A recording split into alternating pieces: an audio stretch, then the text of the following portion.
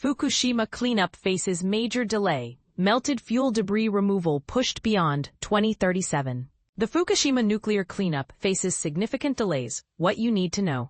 As of July 29, 2025, the long-awaited process of fully removing melted fuel debris from the Fukushima Daiichi nuclear power plant, which was devastated by a tsunami, is facing yet another delay. This announcement comes from the plant's operator, the Tokyo Electric Power Company Holdings, commonly known as TEPCO.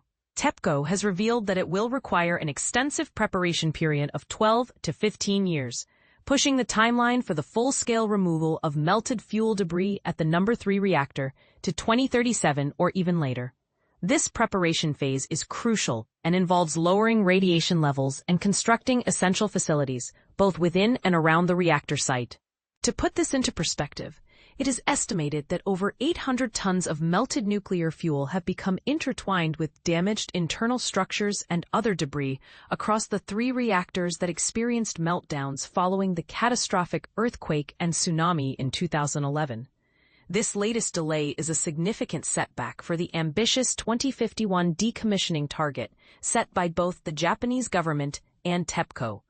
In fact, a test retrieval of a small sample of melted fuel debris that was scheduled for November was already 3 years behind schedule. Experts are now suggesting that the entire decommissioning process could extend beyond a century. Despite these challenges, TEPCO remains committed to its 2051 completion goal.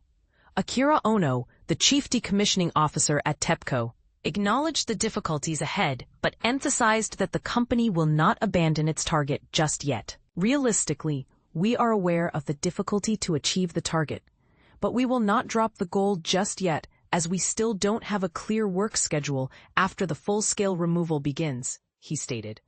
Looking ahead, TEPCO plans to assess the necessary preparatory work at the other 2 reactors in the coming years, paving the way for the eventual retrieval of melted fuel. Initial efforts will involve small robotic missions to collect samples, which will inform a larger-scale strategy for removing the melted fuel, starting with the No. 3 reactor. In March 2024, TEPCO shared a series of images captured by miniature drones that were sent deep into the severely damaged reactor.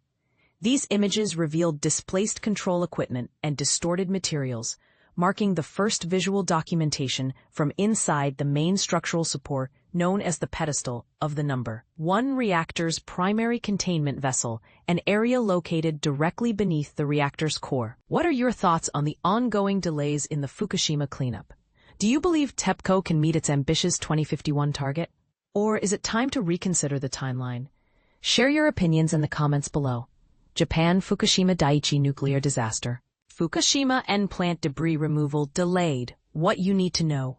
In a shocking turn of events, it has been revealed that the full-scale removal of nuclear fuel debris from the No. 3 reactor at the crippled Fukushima No. 1 nuclear power plant will not commence before fiscal year 2037. This delay could potentially push the completion of the plant's decommissioning process beyond the target year of 2051, set by the Japanese government and Tokyo Electric Power Company Holdings Incorporated, TEPCO. But here's where it gets controversial. Despite the setback, TEPCO remains committed to the goal of completing the decommissioning process by 2051. The question on everyone's mind is this ambitious target still feasible? Let us know your thoughts in the comments below.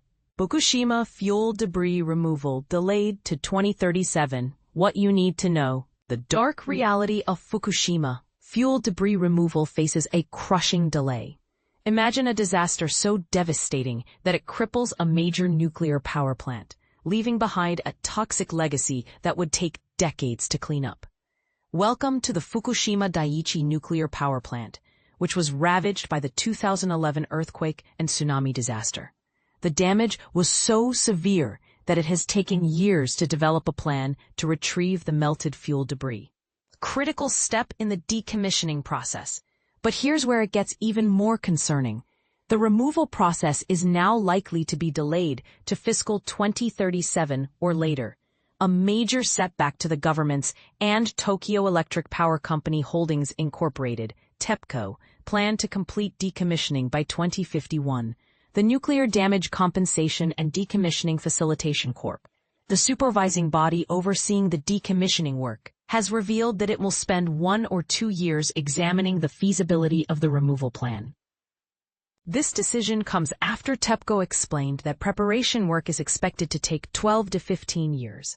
Yes, you read that right, 12 to 15 years just to prepare for the removal of the fuel debris. The delay is a harsh reminder of the complexity and challenges involved in cleaning up a nuclear disaster site.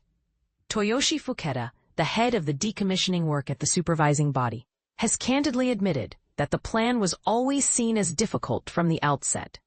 The difficulty of retrieving the first handful of debris has become apparent, he said during a press conference. The reality is that 880 tons of debris remain in reactors 1 to 3, which suffered core meltdowns during the nuclear crisis. The plan to start retrieval at the number 3 unit, from which spent nuclear fuel has already been removed, is now facing significant delays. But what's even more worrying is that TEPCO has presented 2 plans to make way for the removal of debris, both of which have uncertain factors. One plan involves demolishing a radioactive waste disposal building next to the number 3 unit, while the other keeps it intact. Fuketa has called on TEPCO to study the options further, citing the need for a more detailed plan. In regard to how to demolish the building, internal survey has yet to begin, he said. In a bid to explore ways to remove the debris effectively and store it safely, TEPCO has retrieved small samples of fuel debris from the number 3 reactor on a trial basis. The results have been promising, with several potential methods emerging, including retrieving debris exposed in the air by cooling them with pouring water, and stabilizing debris with filler and recovering them by drilling. The question on everyone's mind is, can the Japanese government and TEPCO still meet their target of completing decommissioning by 2051? The delay in fuel debris removal has raised concerns about the feasibility of this timeline. What do you think? Should the government and TEPCO reassess their target and provide a more realistic timeline? Share your thoughts in the comments below.